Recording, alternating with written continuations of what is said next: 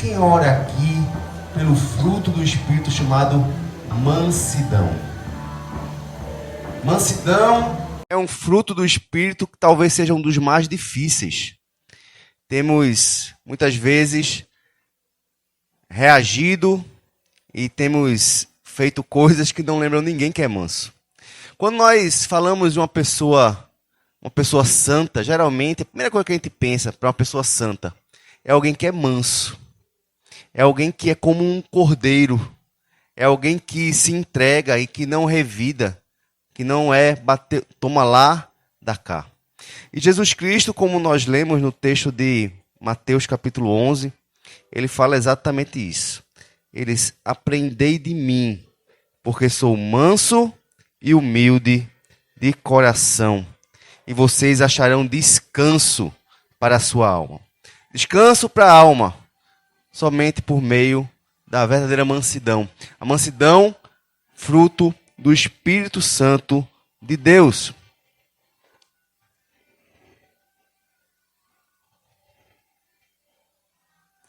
Eu queria então que a gente pudesse ler alguns textos, que vai nos chamar a atenção sobre esse fruto tão precioso que nós temos por obrigação demonstrar na nossa vida, como decorrência de uma vida de devoção a Deus. O primeiro texto, irmãos, é o texto base dos nossos estudos. Está lá em Gálatas 5, versículos 22 e 23. Abra, por favor, Gálatas 5, versículos 22 e 23.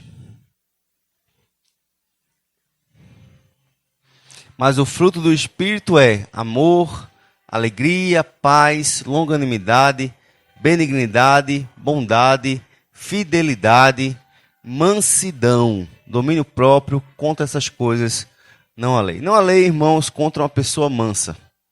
Não há lei contra uma pessoa que ela sabe se comportar como Jesus Cristo se comportou. Colossenses 3, versículo 12.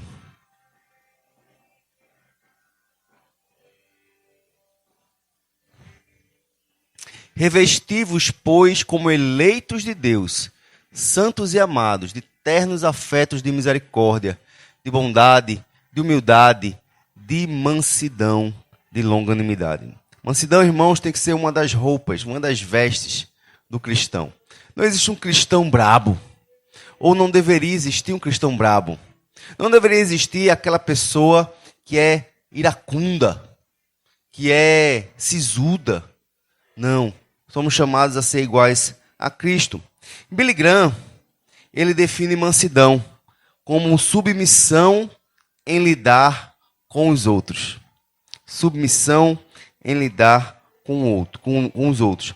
Então, alguém manso é alguém que exibe uma consideração sensível para com os outros e tem um cuidado para nunca ser insensível aos direitos dos outros. Numa vida e num mundo em que você sempre quer os seus direitos primeiro, o homem manso é aquele que considera, antes do seu, o direito do próximo. Sendo que outra palavra muito importante junto com mansidão é submissão. A submissão ela tem um viés ou um caminho mais passivo. Então, submissão ela é passiva e descreve a resposta cristã correta quando outros nos maltratam. Ontem nós falamos um pouco sobre isso. Quando nós somos maltratados, como é que eu e você respondemos quando somos maltratados? Então, uma pessoa submissa é aquela que sabe responder corretamente quando maltratado. A mansidão, pelo contrário, ela é ativa e pode ser ilustrada pelo jeito que manuseamos uma caixa de copos de cristal. Imagine você com a caixa de copos de cristal na mão. Como é que você vai manusear? Aqueles copos, eles são caros, eles são importantes. Eles são também, além de importantes, eles são o quê? Um copo, o quê? Frágeis. Eles são caros, porém, eles são frágeis. E assim é o nosso irmão. São pessoas caras, no sentido de valiosas, preciosas. Porém, muitas vezes são pessoas frágeis. E nós temos que lidar com pessoas importantes, ao mesmo tempo frágeis. E aí eu tenho que ter o quê? Uma palavrinha chamada tato.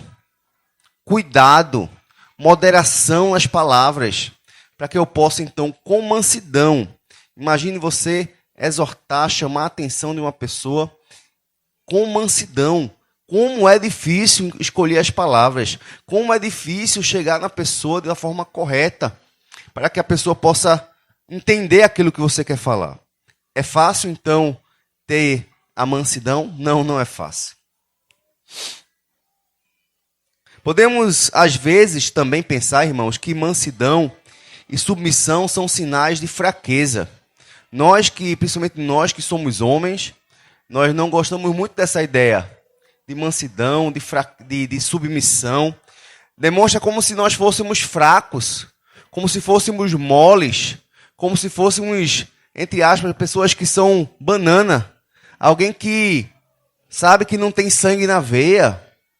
Esse é o pensamento que logo vem na nossa mente quando você fala de alguém manso, alguém submisso. Mas na verdade, irmãos, essas características são sinais de fortaleza, porque são virtudes divinas. Como é difícil? Por que é sinal de fortaleza? Como é que a gente pode pensar nisso, irmãos?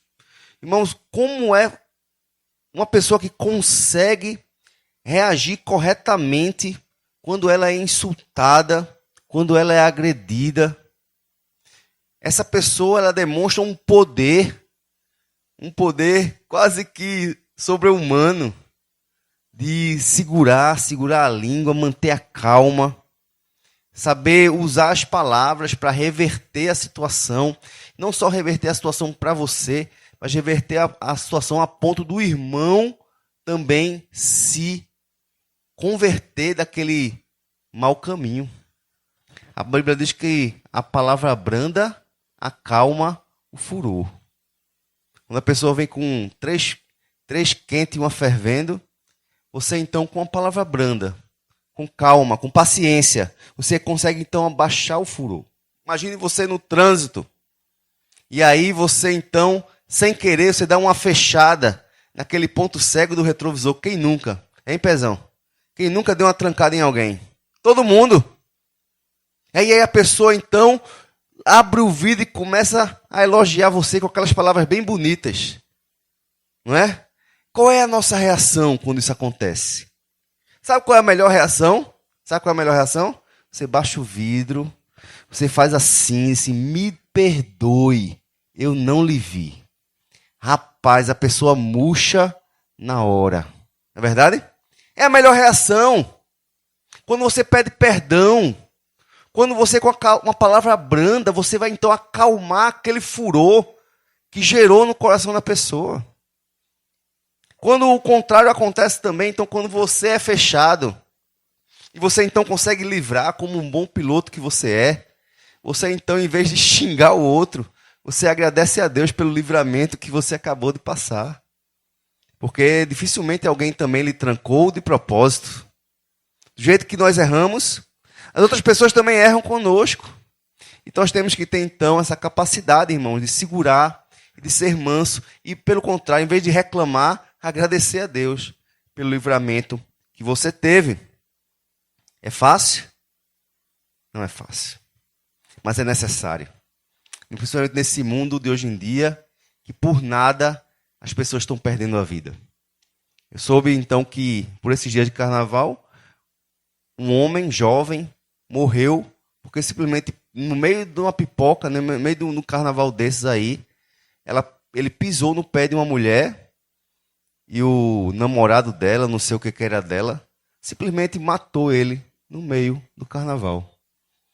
Mundo que cada vez mais a ira e a raiva, o rancor, o ódio está imperando. Esse mundo precisa de pessoas mansas. E onde é que esse mundo vai encontrar pessoas mansas se não for no meio do povo de Deus? Irmãos, se nós não formos mansos, o que será desse mundo? Fomos chamados, irmãos, para ser sal da terra. E se o sal perdeu o sabor, de que serve? As pessoas querem olhar para a gente e querem ver em nós a expressão de Cristo, que é manso e humilde de coração. Mas existe, irmãos, também uma pseudo-mansidão. O que seria uma pseudo-mansidão? O que é uma pessoa, um falso manso? Um falso manso é alguém que é tímido. É alguém que ele é tímido por causa da sua timidez. Ele não reage. Ele não reage. Ele não é manso. Por dentro ele está corroendo. Por dentro ele está inflamado. Por dentro ele está xingando. Mas ele é tímido. E ele não consegue, por conta do seu temperamento, ele não reage. Mas no coração ele está explodindo. Existe também um pseudo submisso. Ou um falso, uma pessoa que é uma submissão falsa. Essa pessoa, irmãos, na verdade ela não é submissa. Ela é covarde. Ela tem medo da reação. Ela tem medo de reagir contra aquela pessoa que o agrediu. E aí, para não sofrer o dano, ela prefere segurar, baixa a cabeça e sai de mansinho. Mas o coração dele também está explodindo de raiva. E a gente sabe que o pecado não está somente na reação, mas também no coração. Se nosso coração nós odiarmos o nosso irmão, a Bíblia diz que nós o matamos. Somos assassinos. Então, esse pseudo manso ou pseudo submisso, não é disso que a palavra de Deus está falando. Novamente, nós vamos voltar para o texto de Isaías 40, que nós vimos ontem. Lembra que os temas são interlaçados, um tem a ver com o outro. Ontem falamos sobre paciência e como Cristo conduz as suas ovelhas, que tem uma necessidade maior no colo. A outra que está grávida, ele guia mansamente, porque é uma necessidade, então ele tem paciência com as suas ovelhas. Agora vamos ler o mesmo texto, sei que a gente vai ler o versículo 10 e o versículo 11. Eis que o Senhor Deus virá com poder, e o seu braço dominará. Eis que o seu galardão está com ele, e diante dele a sua recompensa. Qual é o símbolo que esse versículo, o que é que vem na sua cabeça, qual a imagem que vem na sua cabeça desse versículo? Alguém que virá com poder. Você enxerga aqui alguém mole ou alguém realmente poderoso, forte, com intrepidez, com coragem, com domínio? Ele vem com poder e o seu braço dominará a tudo e a todos. E com ele verá o seu galardão, diante dele a sua recompensa. E aí, depois do versículo 10, um versículo que nos dá uma imagem de alguém poderoso, alguém forte, alguém que vem com tudo, dominando sobre tudo e sobre todos, todos terão que se curvar diante dele. Ao mesmo tempo, o versículo 11, como pastor apacentará o seu rebanho, e entre os seus braços recolherá os cordeirinhos e os levará no seio, e as que amamentam, ele guiará mansamente. Irmãos, o nosso Deus, ele é ao mesmo tempo que ele é poderoso, ele é manso. Então esse texto nos prova que mansidão não é sinônimo de fraqueza. Pelo contrário, como eu falei, é sinônimo de poder. Poder é conseguir controlar a sua mente, o seu coração, suas emoções, mediante uma situação adversa. Esse é o sonho, irmãos, de todo crente. Ter esse poder que vem do Espírito Santo. Porque não é isso que o Espírito Santo nos deu? O que é que diz lá em Atos 1, versículo 8? Mas recebereis o quê? Poder. Ao descer sobre vós o Espírito Santo, para seres minhas testemunhas. Ter o Espírito Santo dentro de nós, irmão, é sinônimo de poder. Poder também para refrear o nosso ímpeto, o nosso coração, as nossas iras. Isso é algo extraordinário. Isso é muito poderoso, irmãos. Muito poderoso. Mas a melhor definição de mansidão, então, está no Salmo 18, versículo 35. Sendo que a gente vai ler 3 versões desse Salmo 18, versículo 35. Primeiro nós vamos ver, Welleson, na versão ARC. É a revista e corrigida. Veja aí, por favor. Bote aí. Também, tá aí já? Também me deste o escudo da tua salvação. A tua direita me susteve.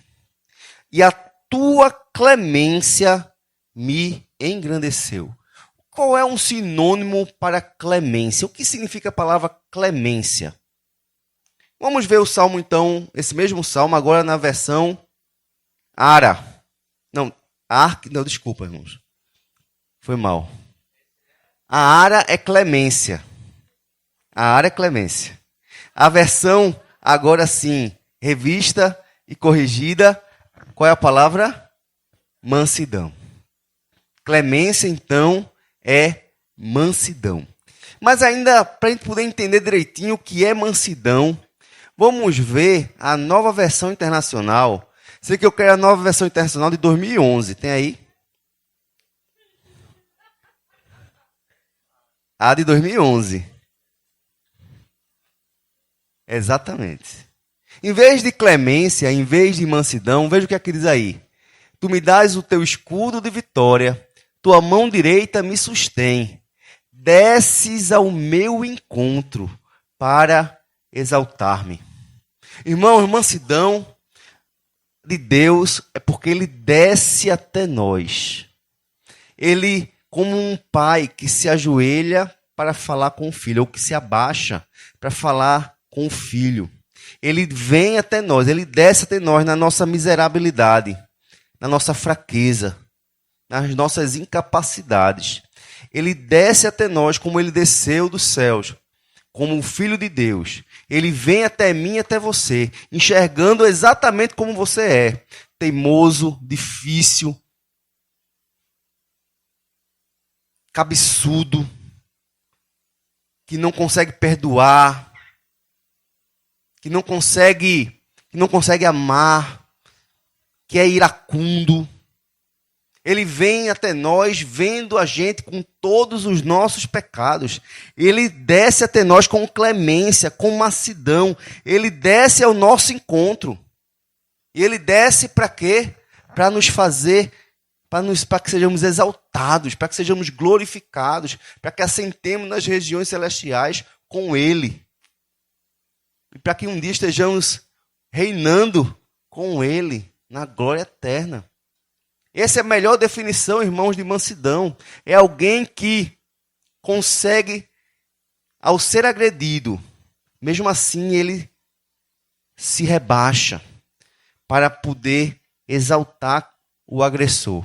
Que coisa impressionante. Que coisa tão difícil, irmãos. Como é difícil. Quando alguém, ele se baixa, desce, para encontrar a pessoa no nível que ela está. E aquela pessoa que está agredindo, que está irritada, que está difícil, aquela pessoa está num nível muito baixo. O nosso modelo prático, então, de mansidão é o nosso Senhor Jesus Cristo. Nosso Senhor Jesus que é comparado com o cordeiro que permaneceu mudo perante os seus tosquiadores, que foi morto, foi imolado, sem abrir uma só palavra, com submissão à vontade do Pai. Mesmo angustiado, mesmo suando sangue, lá no Getsêmani, ele disse: Pai, se for possível, passa de mim este cálice. Porém, que não seja feita a minha vontade, mas a tua vontade. Isso é submissão, isso é mansidão, isso é acolher a vontade de Deus conforme o que Ele quer e não conforme o que nós queremos. Por isso que Ele tem autoridade para nos chamar até Ele. E Ele diz, vinde a mim.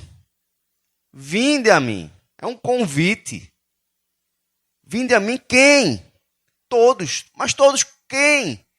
Os que estão cansados, que estão sobrecarregados. Os que não estão cansados nem sobrecarregados, não são esses que estão sendo chamados.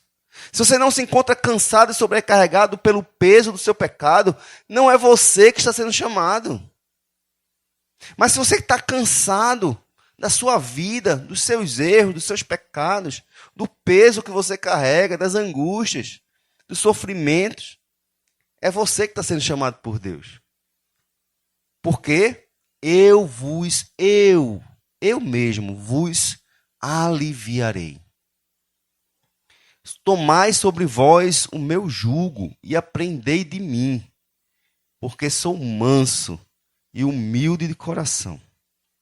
Quando nós aprendemos de Jesus, tomamos o jugo dele, andamos na mesma pisada dele, andamos conforme o seu ritmo. O jugo é isso, é para que dois animais andassem conforme o ritmo um do outro. Não podia ter um jugo de um boi com um cavalo, porque cada um tem uma pisada e uma passada diferente. Mas Cristo disse, tome de mim o meu jugo, ande comigo, no meu ritmo, no meu caminho, na minha vontade. Aprenda de mim. Irmãos, temos que aprender com Cristo, no caminhar com Cristo, no lidar com Cristo diariamente. Por quê? Porque eu sou manso. Você quer aprender a ser manso? Eu preciso aprender a ser manso. Tem que andar com Jesus, manso e humilde, verdadeiramente, de coração. E aí ele diz, e achareis descanso. Se você tomar o meu jugo, aprender de mim, você vai achar descanso para a vossa alma.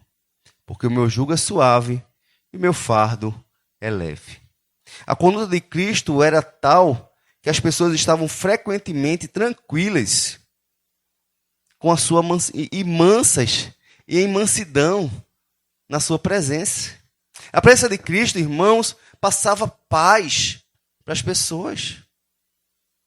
Quando estamos com Cristo, sentimos a paz perfeita, o que o judeu chama do shalom. Esse, irmãos, é outro resultado da graça, da mansidão. É que as pessoas, elas ficam sossegadas, elas ficam à vontade ao redor do cristão que é verdadeiramente santo. Quando as pessoas estão com você, elas estão sossegadas, você passa paz. Jesus Cristo disse, a minha paz vos dou, não vou lá dou como o mundo a dá.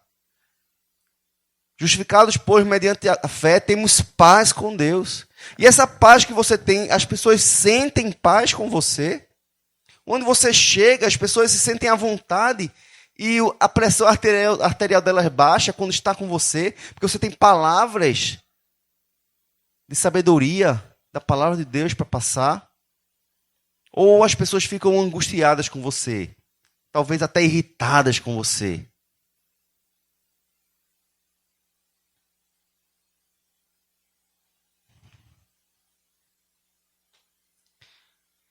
Lucas 9, a partir do versículo 51. É um texto que mostra o contraste entre nós e Cristo. E aconteceu que, ao se completarem os dias em que ele deve ser assunto aos céus, manifestou no semblante a intrépida resolução de ir para Jerusalém. E enviou mensageiros que o antecedessem. Indo eles, encontraram uma aldeia de samaritanos para lhe preparar pousada.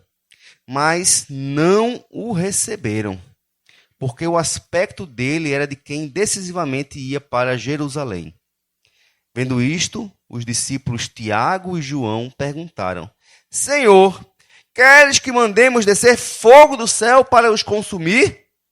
Jesus, porém, voltando-se, os repreendeu e disse, Vós não sabeis de que espírito sois, pois o Filho do Homem não veio para destruir as almas dos homens, mas para salvá-las.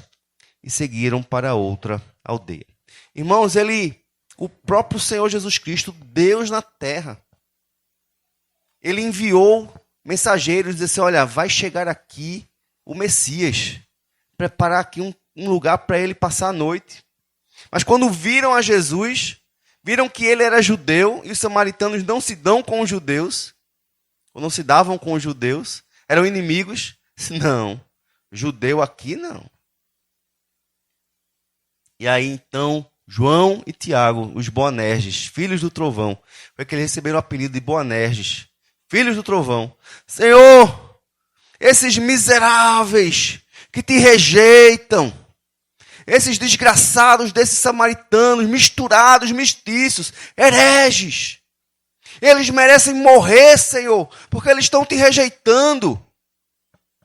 Tu queres que nós mandemos cair fogo do céu para destruir essa cambada? Assim somos nós, irmãos, intolerantes, duros, difíceis, com aqueles que pensam diferente de nós, com aqueles que não aceitam a fé, que não aceitam a Cristo, como se eles pudessem por si próprios aceitar a Cristo. Não podem, estão cegos, mortos em delitos e pecados. O ser humano, ele sozinho, ele não consegue entender. É necessário que haja um milagre do próprio Deus, para que aqueles corações, aquele véu caia dos seus olhos, e que eles enxerguem e entendam que eles carecem do Senhor Jesus.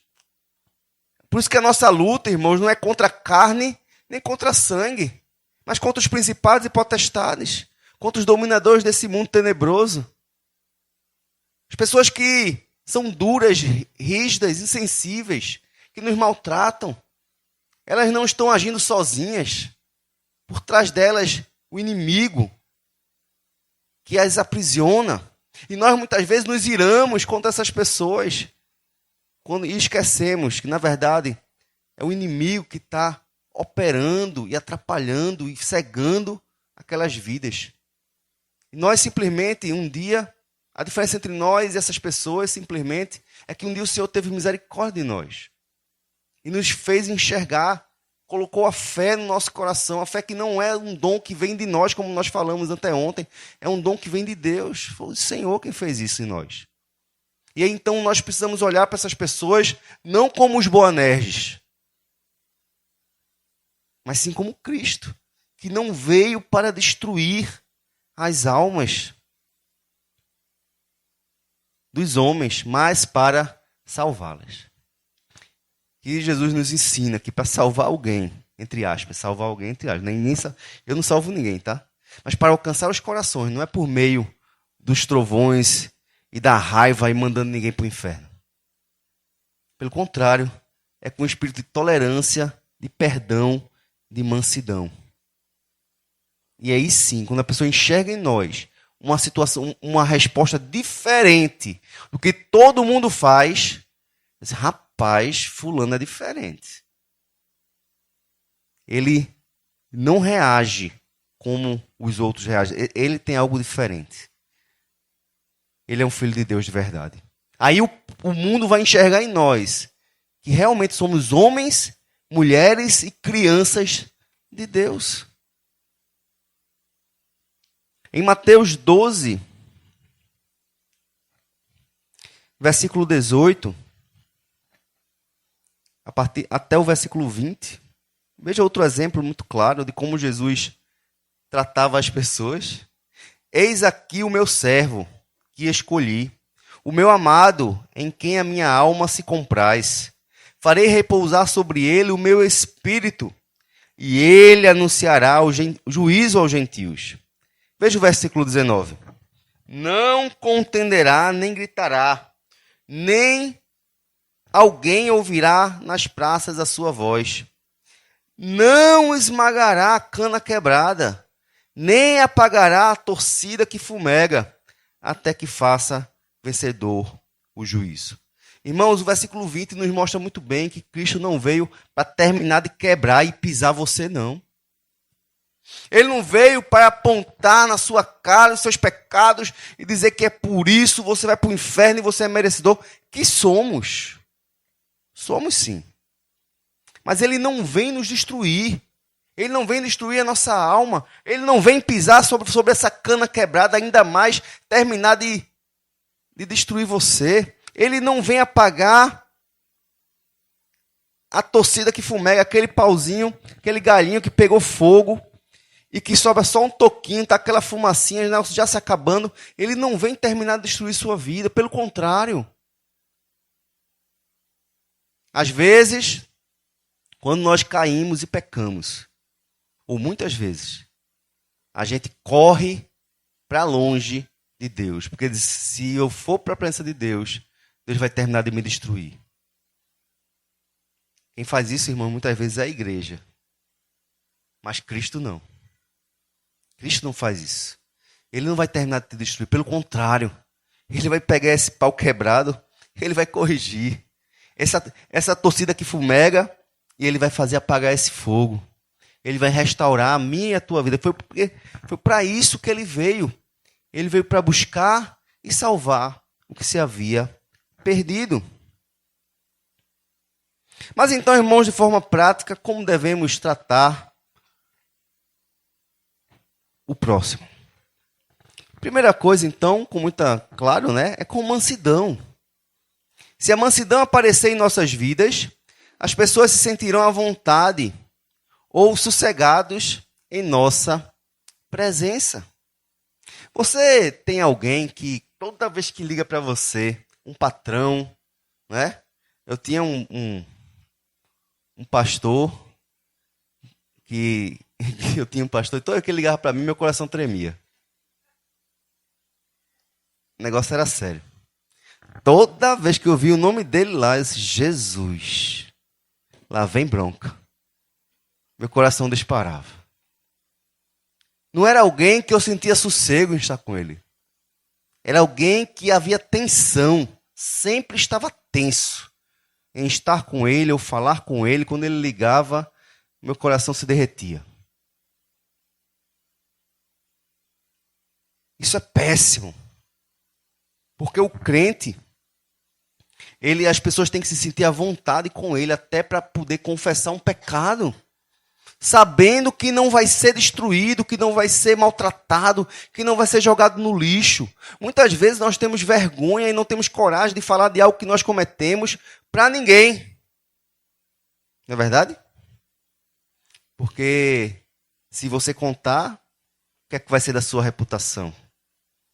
Se eu contar, fulano vai avisar os presbíteros ou o pastor e eu vou ser disciplinado. Se eu falar ao pastor, eu vou perder o meu lugar no grupo de louvor. Temos medo. Medo de como seremos acolhidos. Medo de como seremos interpretados. Medo. Porque achamos, fulano é muito crente. Se eu disser isso para fulano, meu Deus do céu, o bicho vai pesar aqui, pisar e rodar. Aí é que vai me acabar mesmo. Nós não devemos, irmãos, ser tão cheios de teologia, dogmáticos, ou teimosos, a ponto das outras pessoas tenham medo de expressar suas opiniões em nossa presença. Rapaz, se eu disser que eu tenho dúvida aqui sobre o calvinismo, meu Deus do céu, vão me destruir. Não é não? Se eu disser que tenho dúvida sobre o batismo infantil, Jesus, olhe, não digo nada. Aí você, e aí, irmão, concorda? Quem? Temos medo de emitir uma opinião. Isso é o contrário, irmãos. As pessoas devem se sentir à vontade para emitir suas opiniões e até abrir o coração. E por se sentir à vontade de que não iremos esmagar a cana quebrada, nem esmagar o pavio que fumega. Porém, a mansidão, apesar de evitar falas insensíveis e comportamento rude, e apresentar consideração para com os outros. Quando necessário, buscará mudar uma opinião ou atitude errada com persuasão e mansidão. Não por dominação, nem intimidação ou ameaças. Também tinha um pastor também que ele gostava de ameaçar. Olhe, senão, rapaz, já passei por algumas aí, viu? Pessoas que são intimidadoras.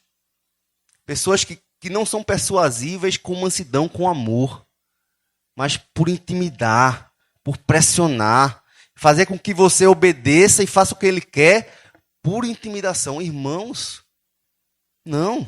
Mas ao mesmo como aqui eu falei, nós se encontrarmos alguém errado, em atitudes, palavras, nós também não deixaremos de admoestá-lo. Porque mansidão se não significa omissão. Não significa omissão. Não significa empurrar a poeira para debaixo do tapete. Não. Se alguém fez mal contra você, vá até ele. Converse. Se não aceitar, chame os presbíteros. Se não aceitar, não, chame mais uma testemunha. Se não aceitar, chame a igreja. Se não aceitar, considere-o como um gentil e publicano. E o que é que a gente faz com um gentil? Com alguém que não conhece a Jesus? A gente evangeliza. Não é assim? A gente prega o evangelho para ela. Porque se você for até ela, para demonstrá-la em amor, com mansidão, com argumentos bíblicos, e a pessoa não quis, aí você chama mais uma pessoa para corroborar com você. Você está vendo que o que eu falei? Irmão, tem que fazer isso mesmo. Você está certo. Você está errado. Você tem que...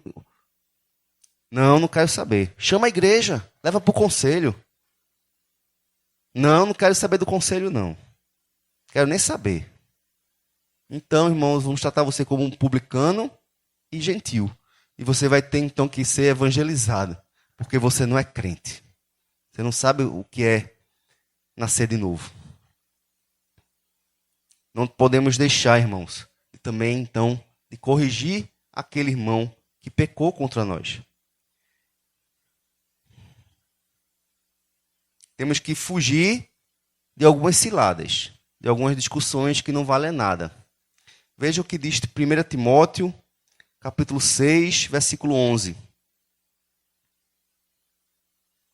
Que está falando de discussões, de contendas. Ele diz assim: porém tu, ó homem de Deus, foge dessas ciladas, foge dessas discussões. E segue a justiça, a piedade, a fé, o amor, a constância e o quê? A mansidão. Temos que seguir a mansidão. Temos que perseguir a mansidão. Temos que desejar, almejar sermos pessoas mansas. Será que nós já pensamos nisso alguma vez na nossa vida? Desejar ser uma pessoa mansa, perseguir essa vida de mansidão, lutar por uma vida de mansidão? Ou temos sendo pessoas duras, chatas, reclamonas, irascíveis, pisou no calo, estoura, dou um boi para não entrar numa briga e dou uma boiada para não sair? Não é assim? Como eu falei, a papa não comeu minha língua, não piso no meu calo não, eu sou bom, mas não me espalho não, quando eu me espalho, ninguém me junta. Não, irmãos, isso não é um discurso de um crente. Pelo contrário, temos que perseguir, seguir, buscando essa vida mansa, como o Senhor nos ensinou. E a segunda coisa, irmãos, devemos tratar uns aos outros com consideração. Filipenses 4, versículo 5.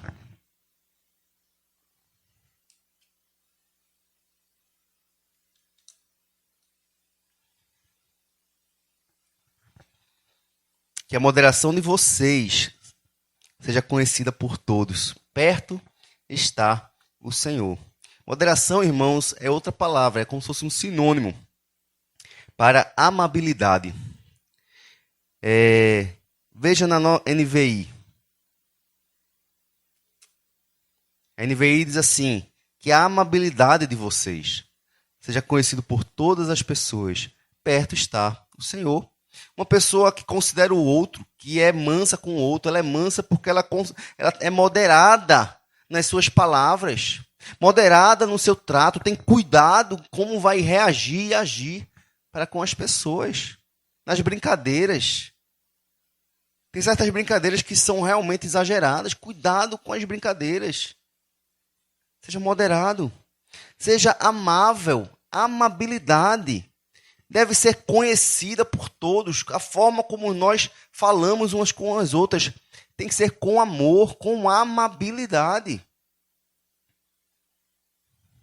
O comentarista W.E. Wine diz o seguinte, que consideração é a característica que nos permite olhar humanitária e razoavelmente para os fatos de um caso, não insistindo na letra da lei.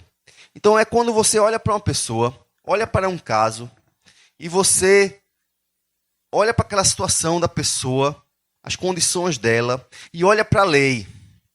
A lei diz que fez isso, é punição. Mas você olha para aquela situação, e você com razoabilidade, com amabilidade, com consideração, você então pesa a situação e não olha somente para a lei. Quem fazia isso, irmãos, de olhar somente para a lei, era os judeus. Cristo, então, no dia de sábado, quando os discípulos estavam com fome, ele mandou todo mundo comer espiga de milho, as espigas de milho. Os fariseus se escandalizaram. E o Senhor perguntou, por um acaso Davi não comeu os pães da proposição no dia de sábado? Então, acima da lei está a consideração para com o outro. Ser manso, portanto, irmãos, é se importar com os outros, mostrar respeito, ser moderado, sensível, ser amável. Como é difícil sermos verdadeiramente mansos. Eu queria terminar com algumas perguntas que o próprio Jerry Bridges faz. E eu queria ler para vocês, tá certo? Quais são, então, alguns passos que podemos tomar para desenvolver um espírito gentil? Primeiro, irmãos, nós temos que decidir. Temos que decidir se essa é uma característica que realmente queremos desenvolver. Você quer ser uma pessoa mansa de verdade? Tem que decidir. Temos que decidir se desejamos ser moderados, sensíveis em nossos procedimentos com os outros. Temos de decidir, irmãos, se realmente queremos nos importar com as pessoas ou se apenas queremos nos importar conosco mesmos. Segundo, podemos perguntar àqueles que nos cercam, que nos conhecem melhor e que serão honestos na forma como lidamos com as pessoas. Como é que eu lido com as pessoas? Como é que você lida com as pessoas? Pergunte para alguém que estava perto de você. Será que você é uma pessoa dogmática, ou seja, dura, rígida naquilo que você crê? Teimoso, insensível? Será que temos sido rudes? Às vezes nós não percebemos. Precisamos de pessoas ao nosso redor que possam ser sinceras. Eu tenho sido rude? Quando as pessoas vêm para mim, elas se sentem bem, sossegadas, ou elas se sentem angustiadas, têm medo de falar comigo sobre algum assunto? Será que nós procuramos intimidar, dominar os outros pela força da nossa personalidade? As pessoas sentem-se mal em nossa presença porque pensam que julgamos suas fraquezas, corrigimos suas faltas de maneira silenciosa. Se quaisquer dessas características forem nossas, temos de encará-las de forma honesta e humildemente. Então, que a gente possa, irmãos, refletir se nós temos vivido uma vida verdadeiramente mansa. Porque isso é um chamado de Deus para todos nós, que um dia nascemos de novo. Amém. Louvado seja Deus, porque tudo Ele tem nos ensinado e tratado com nossos corações. Vamos ficar de pé, quero chamar então o grupo de louvor.